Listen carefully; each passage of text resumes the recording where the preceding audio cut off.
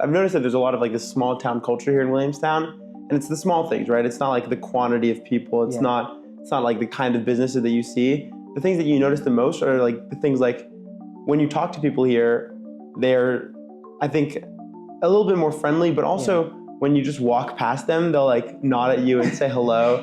And when I first got here for college, that was after like a year-long stretch of only being in the city, and I was like, the first time someone was like nodding at me and saying hi, I was like, what is this? Aren't you guys supposed to just walk past and say nothing? I think the best time that you have with people is the time that isn't planned. You know, like it is really hard to tie someone down for a plan to say like, hey, let's hang out for 2 hours this day. Because then when they think about it, they're like, oh, let me look at my schedule.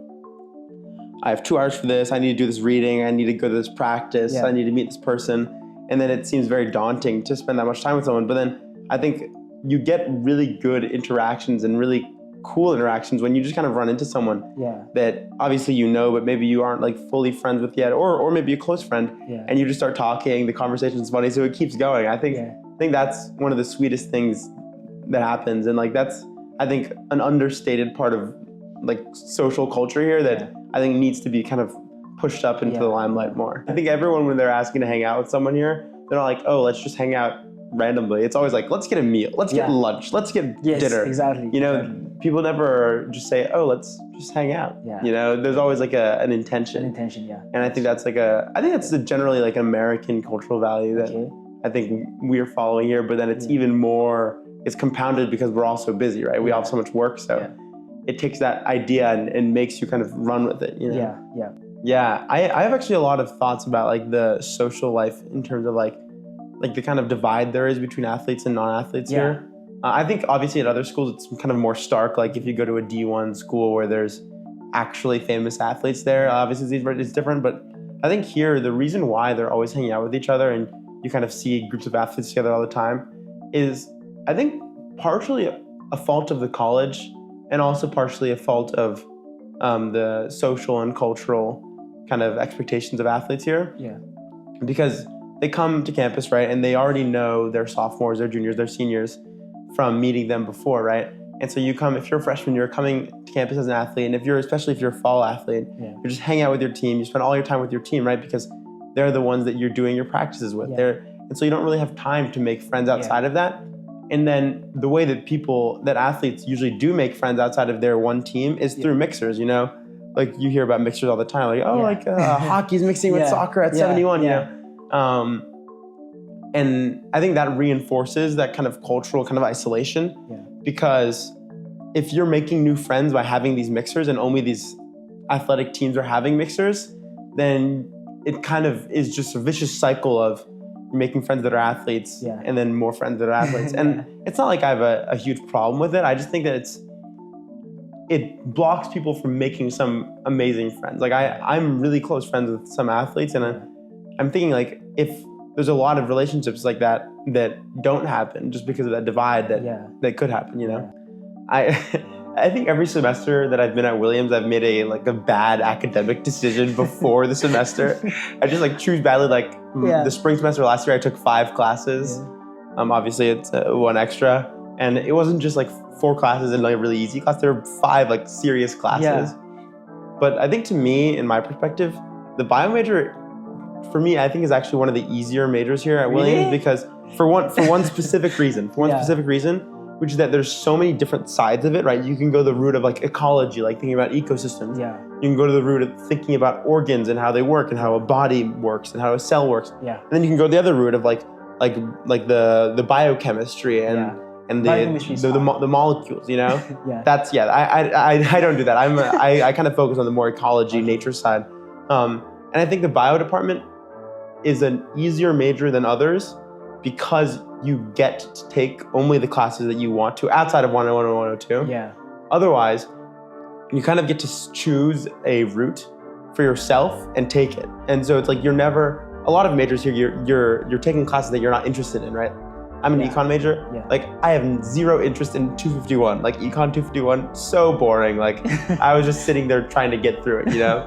My last one, which is the one I'm most excited for, is it really makes the combination interesting. Is I'm taking this dance class, African dance and percussion. African dance? Okay. With Nemo, actually. Nemo's in my class. Oh, wow, that's nice. So yeah. Tell me more about this class. How is it? How was your first class like? The first class was amazing. So we walk in and she's like, okay, take off your shoes, put your shorts on, get ready. And so we go into the room. And then, do you know Tendai? No. He's a professor here in the music department. And he runs the Zambezi Marimba choir. So he just starts playing on this drum. And then Sandra, who's an American black woman, is like telling us, like having us go through movements like, put your back straight, take deep breath in, take deep breath out. And it was very meditative because I'm doing these motions, right? And I'm also like hearing this music from behind me and I just felt like in a trance, you know? Welcome back to a new video. Today I have with me here Jamie, who is a junior here at Williams College. And as usual, we are going to talk about college life, the academic side, outside the classroom, everything basically about college, as you guys already know. So without much ado, let's get started. Awesome. Thanks for having me. Thank you for coming on. Yeah, thanks for having me. I've been wanting to have you like last semester, right? We talked about it. Yeah. We talked about it a little bit. During the summer. Yeah, so it's good to have you on. Finally. Yeah. I'm trying to have as much people on as possible, you know, because right, exactly. Once the semester gets very busy, people don't have time to make videos, you know. So So I'm trying to load up on them now. Exactly. Get more videos in now before the semester gets very busy. Right. So thank you very much for being my first guest for the semester. Come on. Yeah, let's go. I'm glad to be the first. Yeah, I'm glad to, yeah. So before we start, I want you to tell me something small about yourself. You know, where you grew up, where you were born, and where you've lived before. Yeah, so I've lived in New York City all my life, except for here when I've been in Williamstown for college. But I was born around 10 blocks away from where I live. So, you know, not too far. Yeah. My mom didn't have too much of a commute my birthday. But I lived there my whole life. But I've also spent a lot of time in this area, in the Berkshires, even before I came to Williams, because my parents have a house kind of near here. Okay. And they got it basically the week that I was born. They're like, oh, let's get a present for ourselves for this awesome achievement. Yeah. And so during COVID, I lived actually really near here for like 5 months straight, didn't see my home in the city. Yeah. And so I think because of that, it's been easier for me to transition from living in New York City to Williams College, which are basically opposite places. Yeah, exactly. That's a very good like preparation, you know, because I feel like Williamstown is so different from New York. Like this place is very small. It's far away from the cities and it's like, there's nothing here. It's just mountains, you know, and trees, which is so different. So you having that like initial feel of how it will be like to live in a place like this before coming in. That's really very nice, you know? Yeah. So how do you like it here so far? It's valuable. I love it here. Yeah. I mean, obviously it's beautiful. Yeah. The mountains everywhere you see.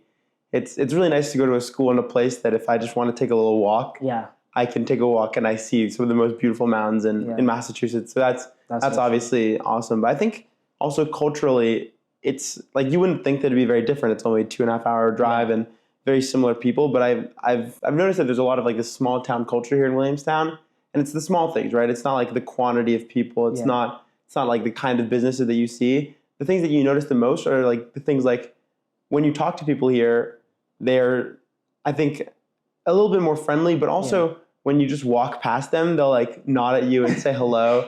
And when I first got here for college, that was after like a year-long stretch of only being in the city, and I was like, the first time someone was like nodding at me and saying hi, I was like, what is this? Yeah. Aren't you guys supposed to just walk past and say nothing? But I think that's one of the big differences about here. It's very, very calm and kindly. Yeah, that's true. I mean, people here are very friendly, like you mentioned. Whenever you meet someone, and you know, and one thing, you meet the same person like several times a day, and they still be like, hi, hello. That's really very nice. I love that about this place. I do have one problem that I once talked about in a podcast with someone, and they were like, people here don't really make time for others, like for their friends. Like, you know, they feel like they try to kind of say that we are too busy with academics, and for that reason, they don't really make time, like make real time to sit and talk about stuff. Do you think it's true, or it depends on the kind of relationship you have with that person? I think it definitely depends on the kind of relationship, but it also, I think, really depends on the kind of person. I think like a lot of people are so like beholden to their Google Calendar. They're like, oh, my GCal says I need to be at this exact place at this exact time. I can only talk to you for 5 minutes. Yeah.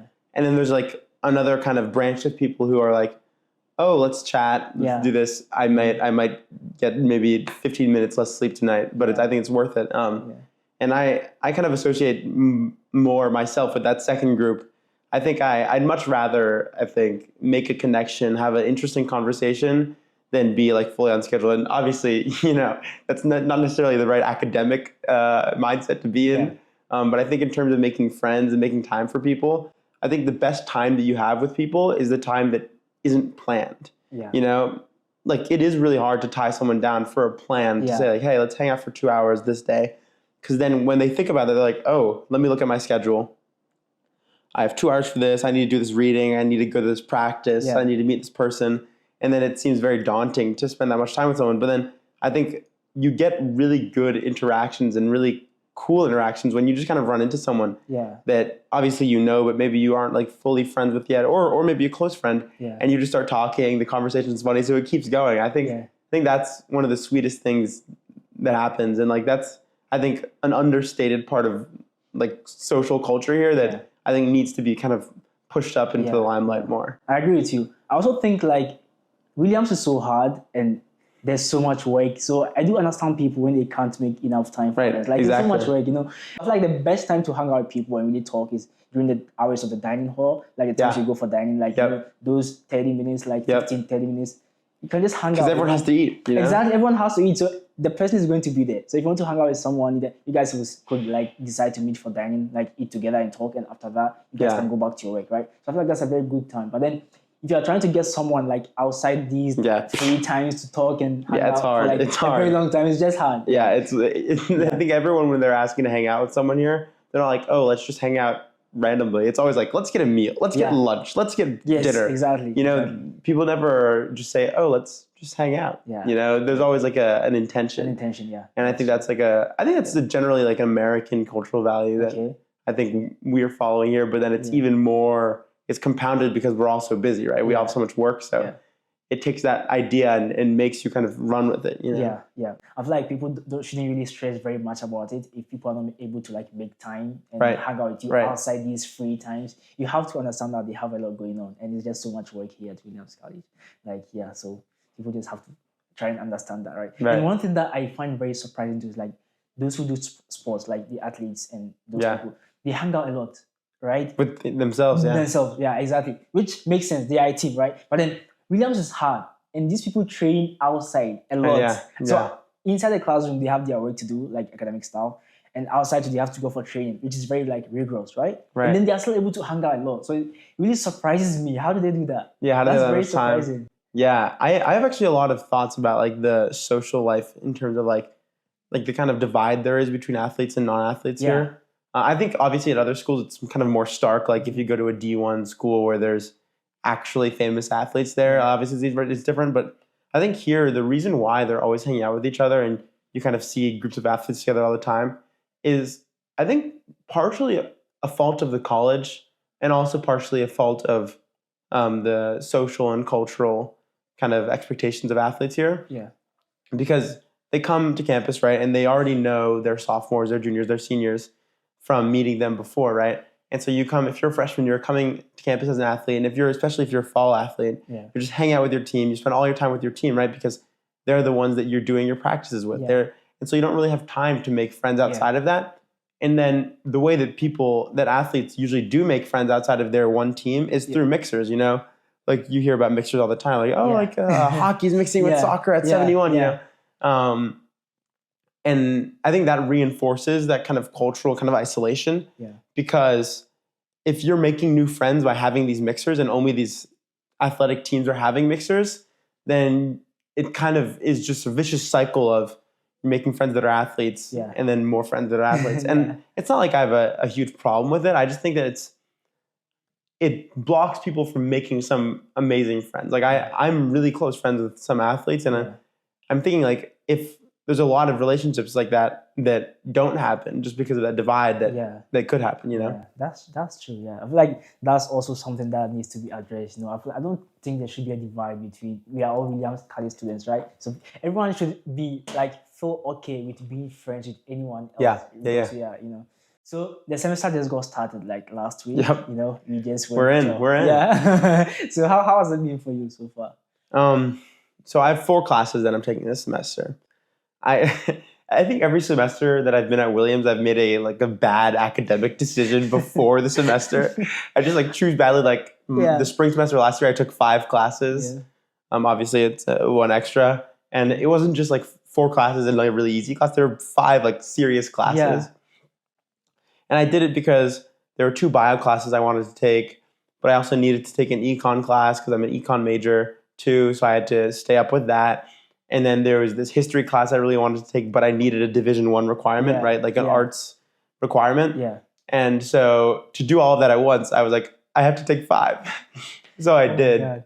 So you took 2 bio classes? Yeah, 2 bios, 1 econ, 1 history, and 1 classics. Wow. So you had 2 labs every week for bio? Yeah. Yeah, it's true. That's... But often for animal behavior, I think we had labs maybe only 2/3 of the time, maybe half of the time. Okay. But I think to me, in my perspective, the bio major, for me, I think is actually one of the easier majors here at Williams because for one specific reason, which is that there's so many different sides of it, right? You can go the route of ecology, thinking about ecosystems. Yeah. You can go to the route of thinking about organs and how they work and how a body works and how a cell works. Yeah. And then you can go the other route of the biochemistry and the molecules, Yeah. That's I don't do that. I kind of focus on the more ecology, nature side. And I think the bio department is an easier major than others because you get to take only the classes that you want to outside of 101 and 102. Yeah. Otherwise, you kind of get to choose a route for yourself and take it. And so it's you're never, a lot of majors here, you're taking classes that you're not interested in, right? I'm an econ major. Yeah. I have zero interest in 251. Econ 251, so boring. I was just sitting there trying to get through it, And I mean, I got through it, but it was not fun. Yeah. But I think, and that made it harder because I didn't like it. You know what I mean? Yeah. And in bio, since I've liked all the classes I've taken, it's kind of not oh fuck, I have to go do this reading. I have to. It's terrible. It's I have to do this reading. It's fine. I like this stuff. Okay, that's also one thing that I think is very important. Whether you have a passion for the course or not, Right. You can't just take any course if you don't like it. But except for the missionary requirements, of course, you don't have any option. But outside that, I feel like if you are trying to take a course outside your major, I think you should be okay with taking the course, not just because. Yeah, exactly, because you have to. Exactly. Yeah. So what are you going to use bio for? Because in my career, in my life, I really don't know yet.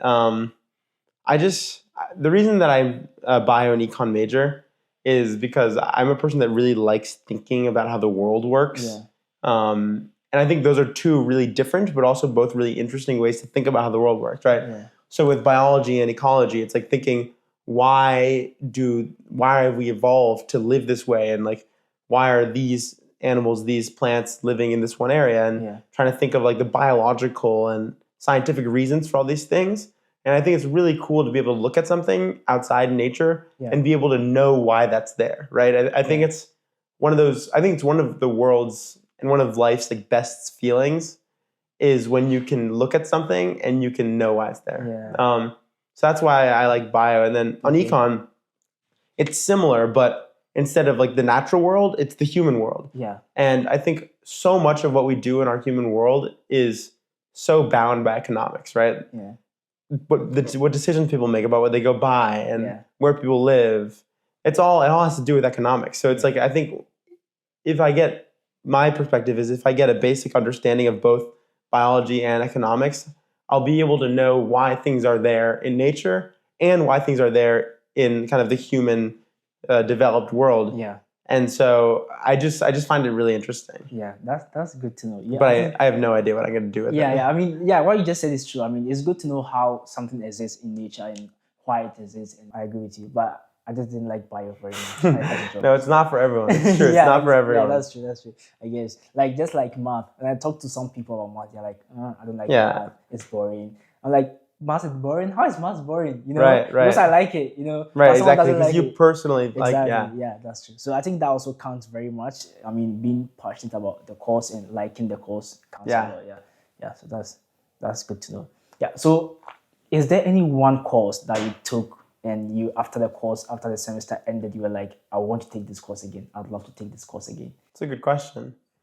I think there definitely have been. Let me gather my thoughts a second. I think one course that I really liked is, so I'm not a history major, right? Yeah. But in high school I loved history. Yeah. It was like kind of my thing. I'd always get A's in history. I was like, yeah, history it's my jam. Yeah. Like I'm good at this. Yeah. And recently, like the last semester, I took this class called The History of Early Modern Europe, which is like a very interesting time period because it starts in the 1400s when it's basically the Middle Ages, right? There's still knights and swords. And it ends in the early 1800s, like the age of Napoleon, when like there's gun warfare, there's global trade.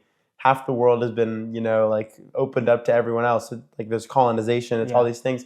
And it's why all those things changed and the historical reasons for them. And if you can see like the roots of all those changes by just studying the history, it's really, really cool. So I think in the final we had to write an essay about, I don't really know what it was about, but it was about like how things changed and like describe like 3 innovations that really changed this period of the world and thus like the world as a whole. Yeah. And there's like an infinitude of things you can talk about, like the Protestant Reformation. That was huge. The creation of the printing press. Yeah. The ability that Europeans gained to kind of sail around the world. Yeah. And all those things, I think it really is interesting how each of those technological or religious or cultural discoveries just shocked the world and changed it a lot. Yeah. And so that's one reason why I really like that class. Okay.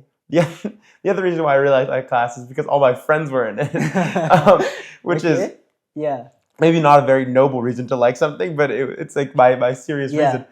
Because my friend Seb, who was just walking in the hallway outside, my friend August, who's graduated, like a bunch of friends, we'd sit in one side of the room, and it was really fun.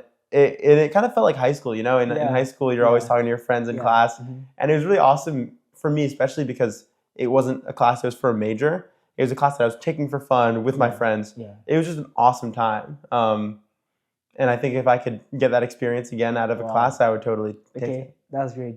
You can't take a course twice, unfortunately. So I know. you have to move on. Well, actually, it's not true. My girlfriend is taking, there's the advanced poetry workshop. Yeah. That is a class that you're allowed to take twice. Really? Yep. No way. Yep. It's because it's a workshop, right? So it's like you go in and you write poetry and you discuss it, and then the teacher gives you pointers. Yeah. And so you can take it multiple times because the poetry is going to be different every time, right? Yeah. Wow. So I think that is the singular, like the one exception to that that rule that you can't take a course twice. I had no idea. Yeah, I didn't know either. I was shocked. It's like, what? The same course twice? How did you do that? That's really surprising. Do you know the code? I have no idea. I have no idea. It's like it's an English class, Advanced poetry workshop. Okay, that's great. That's great. So let's talk about writing. Like, it's something that everyone has to do. Everyone does writing. Like, you have to take a writing skills class, And for me, so in high school, I did science and math, and the system in Ghana is very different. Like, if you are a science student, that's what they call those who take science classes. You get to take just science classes. Oh, really? Yeah. So you specialize. Exactly. You don't take like history. It's not like liberal arts. Let me see that. It's not like liberal arts where you take different classes and stuff. Right. So you just take science classes. So when I came here, I had to take a writing skills class. And that must have been hard. The mistake I made was that my first semester, I took a history class, a history writing class, and it was so hard. And what was the class? History 117, like Bombay, Mumbai. Oh wow. Yeah, the history of Bombay and how it came to, through colonization and all the stuff that happened, like 1600. Yeah, 1600. Like, so it was like so much for me, and oh my god, I really struggled. I nearly dropped the class, but I did not, because I would have dropped 2 classes, and that's not possible. Yeah, I already didn't like bio, so I had to drop bio, and now I don't like the history. I like the history. Bio was hard for me. Right. And the professor was really nice. She made it easy for me. Right. For especially those who had no experience writing. So she really made it easy for us. But then I think that was a bad mistake I made. And that you were talking about that, like bad academic decisions that people make. Yeah. Seriously. So I think it all has to do with like we have this confidence in ourselves that is not always founded, you know? Yeah. Like with me, it worked out with the 5 classes. I got an A in all 5, Wow, that's amazing. But I think this semester, my bad decision is that I'm taking 2 senior sems at once, and they're back to back, like 8:30 to 9:50, 9:45, 9:55 to 11:10. What? And I think that is a bad decision. Oh my God. And it's always like, it's always like the bad decision is rooted in a good one, which is that they're both classes that I want to take, and so I'll be interested in them. Okay. Like you're saying, everyone makes bad decisions, especially because in Williams, it's like you take one bad decision about a class, and then you're in this for a semester. Yeah. Like the next 12 weeks of your life are consumed by like this class, but it's kind of a funny thing. That's so true. Yeah. So which other classes are you taking? You mentioned the seminar classes. What are they? What are those classes specifically? Yeah. So the bio one is the nitrogen problem is the name of the class. I think Bio 427. 427? Yeah. Wow. And it's about, so you know how nitrogen is in fertilizers? Yeah. So in like right before World War I, like these scientists, Haber and Bosch, developed the Haber-Bosch process. And that made it available to take nitrogen from the air, right? Because like 78%, I think, of our atmosphere is nitrogen, and put it into the ground because it's very hard, like biologically and naturally, to make airborne nitrogen into like ground nitrogen. Yeah. And so when we figured out how to do that, we exploded our ability to produce like plants, right? Yeah. Because nitrogen is one of the main limiting factors that we have in production of plants because like carbon, it's easy to get that. There's CO2 everywhere. Like oxygen, easy to get that. You can get it directly from the air. But nitrogen, you can't, the plants can't really take the airborne nitrogen and use it. So they need nitrogen in the soil. And for millennia, people had been using different like methods to get nitrogen in the soil, like animal waste and human waste. They just put it on the soil. Like, you ever been past a farm and it just smells like manure, like shit, because you spread it over there to put nitrogen back into the ground.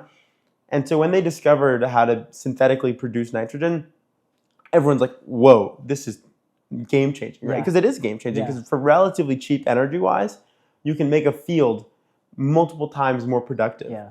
And so for the next 100 years, humanity started using nitrogen soils and fertilizer and everything, and it's great. But the one downfall of that is, or the one pitfall is that nitrogen, there's actually a nitrogen cycle. Have you ever like heard people talk about the water cycle? Yeah, I have. So there's a very similar cycle with nitrogen. It like goes through the air and then it comes down through waste and through like bacteria into the ground, and then it travels and then eventually goes back. And like when we discovered that the nitrogen cycle exists, at the same time we discovered that we had already destroyed it because of the production of these synthetic nitrogens. Basically, we've already kind of disrupted the nitrogen cycle.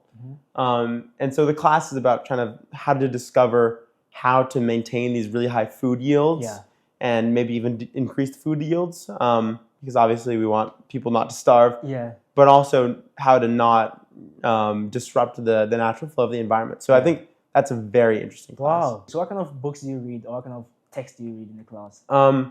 So we only have one textbook, which is just this book called The Alchemy of Air, which is kind of more like a summary book on the Haber-Bosch process and like human utilization of nitrogen in the soil.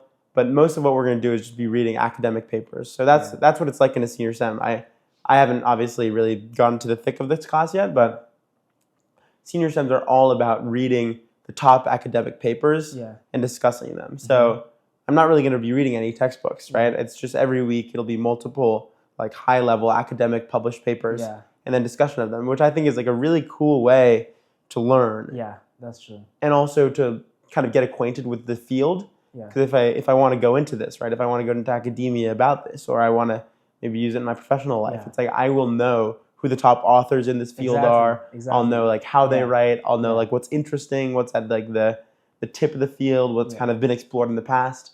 That's great. Yeah, so I think it's very interesting. Yeah, that's great. That's amazing. What are your other classes that you're taking? So my other senior sem is this econ class called The Economics of Environmental Behavior. Okay. So a little bit tying into my bio interests. And it's about like how you incentivize people and corporations to do things that are kind of friendly to the environment through economics and not through like forcing them, or like how to make policy that is like economically good, but also is going to succeed in the goal of environmental protection. So that's another interesting class. Yeah, that's great. That's amazing. That one I'm kind of stressed about. Okay. Because is it like hard? I think it will be hard. Okay. Based on there's going to be like a 20-page paper at the end of the class. Oh. It's very intense. So that'll be hard. And then my other two classes are, my second econ class is econometrics, which is basically just statistics for econ. Okay. And I took Stat 201, so I think it'll be hard, but not too hard. It'll basically just be a math class. You know, it won't require, I think, higher level thinking. It's just like one of those things where it's like you have to go, you have to listen, you have to do the problem sets, you have to take notes. Yeah. But it's not like something that I'm gonna have to spend a lot of time outside of class thinking about. My last one, which is the one I'm most excited for, is it really makes the combination interesting. Is I'm taking this dance class. African dance and percussion. African dance? Okay. With Nemo, actually. Nemo's in my class. Oh, wow, that's nice. So tell me more about this class. How is it? How was your first class like? The first class was amazing. So we walk in and she's like, okay, take off your shoes, put your shorts on, get ready. And so we go into the room. And then, do you know Tendai? No. He's a professor here in the music department. And he runs the Zambezi Marimba choir. So he just starts playing on this drum. And then Sandra, who's an American black woman, is like telling us, like having us go through movements like put your back straight, take deep breath in, take deep breath out. And it was very meditative because I'm doing these motions, right? And I'm also like hearing this music from behind me, and I just felt like in a trance, you know?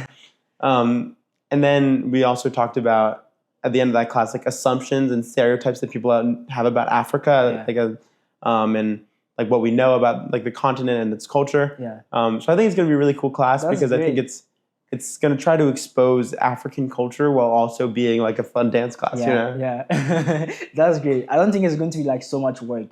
Yeah, exactly. And it's not going to be. I know it's not going to be because there's a guy in that class who actually took a similar class before with the same professor. And he was like, this is really easy. Easy work. Yeah, that's great. So it's like, it's going to be fun and I'm going to learn and it's going to be easy. So it's like the trifecta of good things. Yeah, that's good. I mean, it's good to have one easy class if you have a lot of like hard classes. All your 4 classes are really, they sound very hard to do. There's so much work in those classes. So if you have one fun class, and that class is a fifth class, your dance class is your fifth class, right? Yeah. Oh my God. No, it's just my fourth. Your fourth class? So there are 4 classes? Yeah, there's only 4 this semester. Okay, that's 5 was last semester. That's great. That's great. That's good. You have so I have like 3 classes and then 1 like fun class. Okay, that's good to know. Yeah. So let's talk about outside the classroom. Like, what do you do and to relax and what do I do to relax? Energy? Yeah. Well, first, I'm a very social person, so I think that I actually recharge by being around people a lot of the time. So like getting a meal, like talking to my friends, that's always nice. But then obviously we all get tired.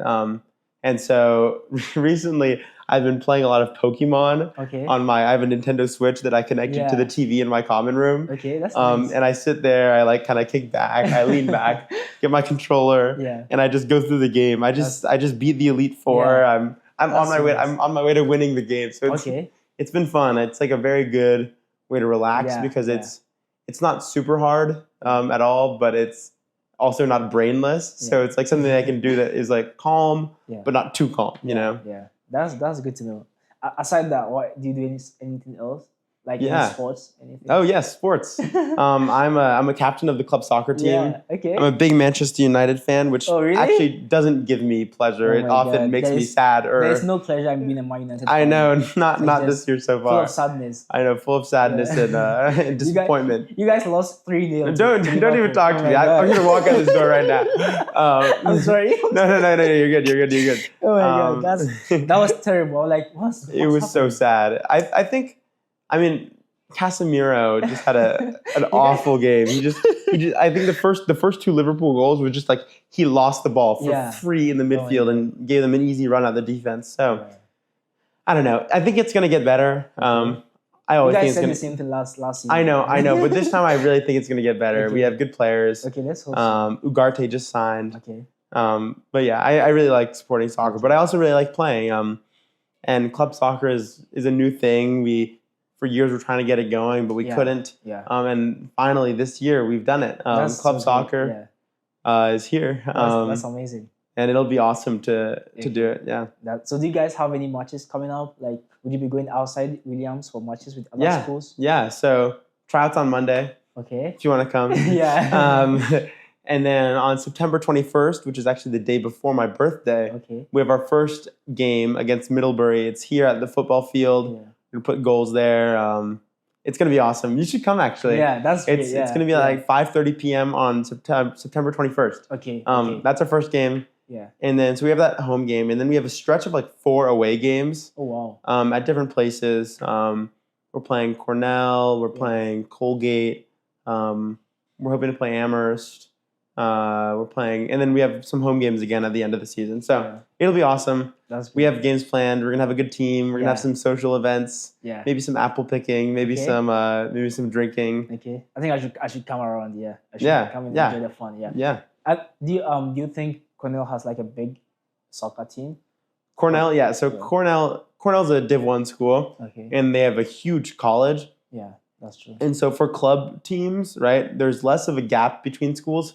But I think Cornell's club team is going to destroy. Don't tell anyone I said this. Well, everyone will know. Yeah. But they are really good. I think they were like maybe one of the top 10 club teams in the country. Oh my god. And that's just people who got to Cornell and were like, oh, wow, I don't have a thing to do. Let me play club soccer. Yeah. What? So they apparently are insanely good. Okay.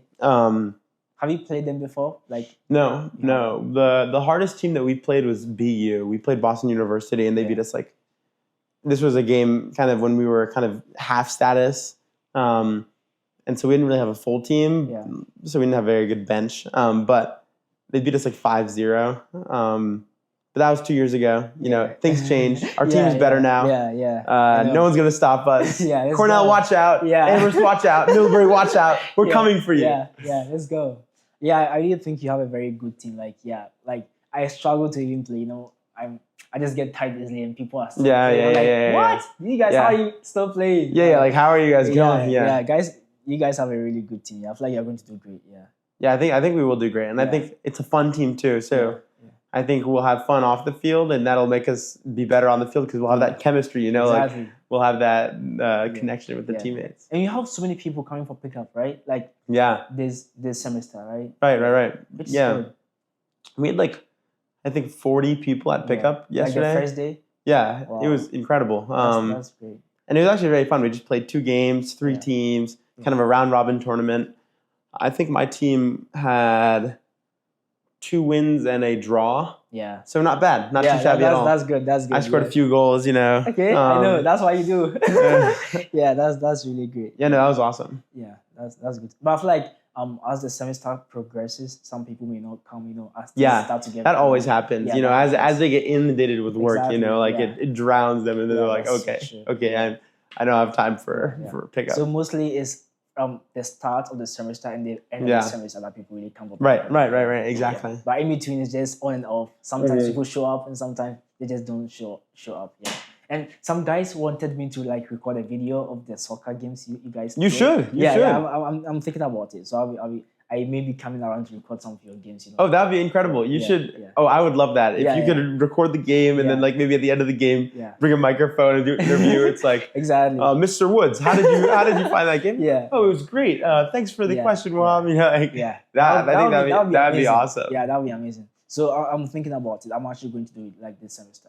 So that'd be incredible. I'll let you guys know. But you know, some people don't like being in videos, so I just have some forms that people sign whenever I make a video. Right, exactly. To like with your right to be like in the video. You want to say that okay, it's okay, I want to be in the video, and you can post it online and stuff, and you can monetize it, you know, and stuff like that. Yeah, get the money. Yeah, people don't like. Some people don't like being in videos. Right. Yeah. So I'll let you know when the time comes, and I'll let you know. You tell the people, and then sign the forms, and then we can make it happen. Right? Yeah, that'd be awesome. Yeah, great. I would love a little video. Yeah. Well, thank you very much for coming on the show. I really appreciate it. Yeah, thank you for having me. This was awesome. Yeah, thank you very much.